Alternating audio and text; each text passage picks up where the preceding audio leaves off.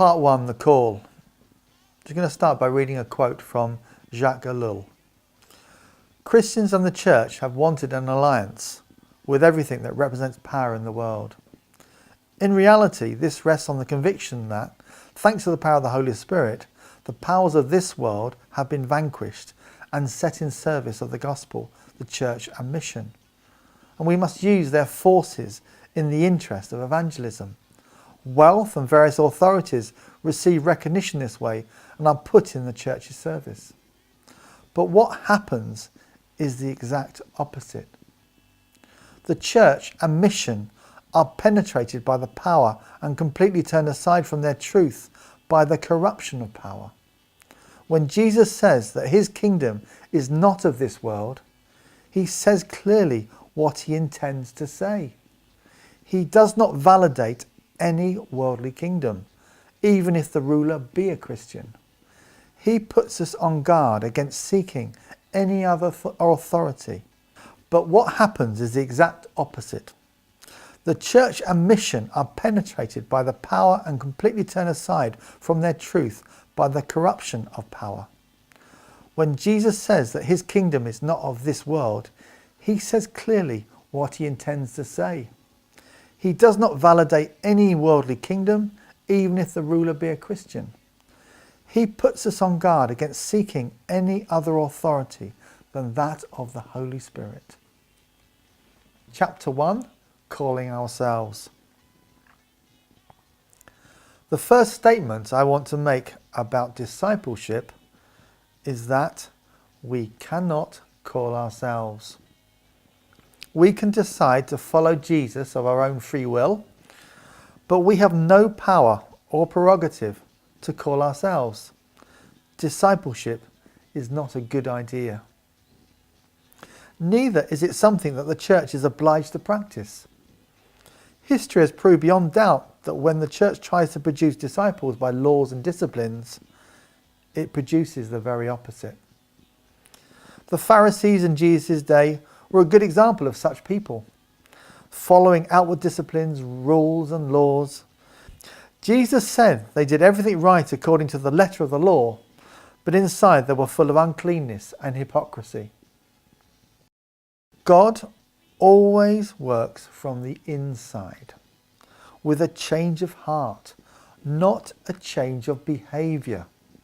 Strange enough, a true disciple of Jesus is not bound by outward rules and regulations at all. He is the most free person imaginable. Paul said in 1 Corinthians 6:12 that all things are lawful, and in Titus 1:15 that all things are pure to the pure. This is true freedom, but it must emanate from the heart. Let us look at Jesus' reaction to the people who offered themselves to him as disciples.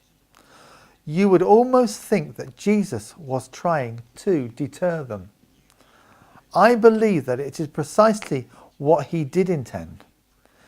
In Luke 9:57 we read, "And it came to pass that as they went on the way, a certain man said to Jesus, 'Lord, I will follow you wherever you go.'"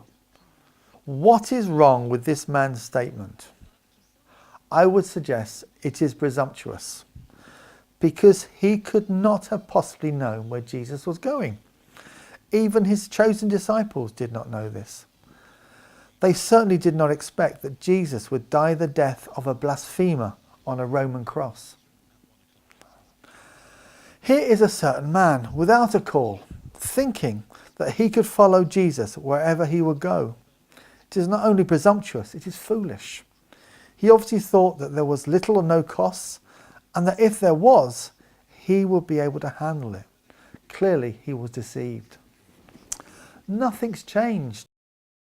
The situation is much the same today, with many followers of Christ. I must lay the blame for this deception at the church's door. Fearing that they will lose members by facing them with the full force of the challenge, it is more than they are prepared to do, and so sadly they produce not true disciples, but their own pseudo-disciples. What was the answer Jesus gave to this would-be disciples' offer? Foxes have holes and birds have nests, but the Son of Man has nowhere to lay his head. Jesus was saying that he had nowhere to call his own, and that he had to trust other people for his food, clothes and shelter. But he was also inferring much more. Birds and foxes build their homes for more than this. Home building is part of choosing a mate and raising a family. There is a much higher cost here than is obvious at first appearance. In this passage of Luke, there are two more examples of men who offered their service to Jesus as disciples. But in each case, the answer Jesus gives is similar. We do not read that any of these three men became disciples. I fear, like the rich young ruler, they went away sorrowful. Was Jesus being hard to these people? On the contrary, he was being most kind. He was saving them from failure and disillusionment. Consider the amazing statement that Jesus makes in Luke 14:26. If any man come to me and hate not his father and mother and wife and children and brothers and sisters, yes, and even his own life, he cannot be my disciple. This statement seems impossible to take at face value, and yet it was said not to committed disciples, but to the multitudes, maybe those who had seen the miracles and thought the lifestyle of a disciple was glamorous and easy. If we accept that Jesus means exactly what he said, then the cost of being a disciple is great indeed, and not one to be taken quickly or without considerable deliberation. Jesus simply meant that if ever there should come a situation where we had to choose between father and mother or Christ, then we are to choose Christ. We can substitute absolutely any other person or possession in this equation, such as wife, children, work, church, ministry, or life itself. And the answer is always the same. It can never vary. It should now be apparent that anyone who makes this decision would be open to the accusation that they hate the person or thing that they have spurned for Christ. But this is the very term that Jesus uses. Knowing the great cost, Jesus is being considerate in his statements because he does not want us to fail because of ignorance or misunderstanding. If we fail because of weakness, that is a very different matter entirely. Jesus' examples. Read carefully the two examples that Jesus now gives of a man building a house and a king going to battle. And you will have to agree that Jesus wants anyone who is considering being a disciple to first count the cost. Luke 14:28-32. Which of you, intending to build a house, does not sit down first and count the cost, to see if he has sufficient funds to complete the project? For if he completes the foundations but cannot finish the house, he becomes a laughingstock. Everyone will say that this man started to build and was not able to finish. Or what king, going to war against another king, would not first sit down and consult whether he would be able, with 10,000 men, to fight against the enemy who has 20,000 men? If he does not think that he can win, whilst his enemy is a great way off, he sends ambassadors and desires the conditions of peace. Surely Jesus could not be any more explicit in his examples, or say any more to prevent his would-be followers from being disillusioned. Surely he has warned them as honestly as he can and in the strongest terms possible. In conclusion, Jesus repeats again his opening statement in verse 33. Just as in these two examples, whoever does not forsake all that he has, he cannot be my disciple.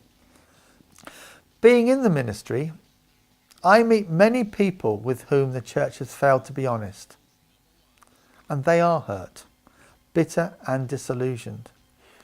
In most cases, they are not angry or bitter with God, but with the church and its systems. They were never told the cost. Or worse still, they were told that there would be no cost and that it had all been paid for at Calvary.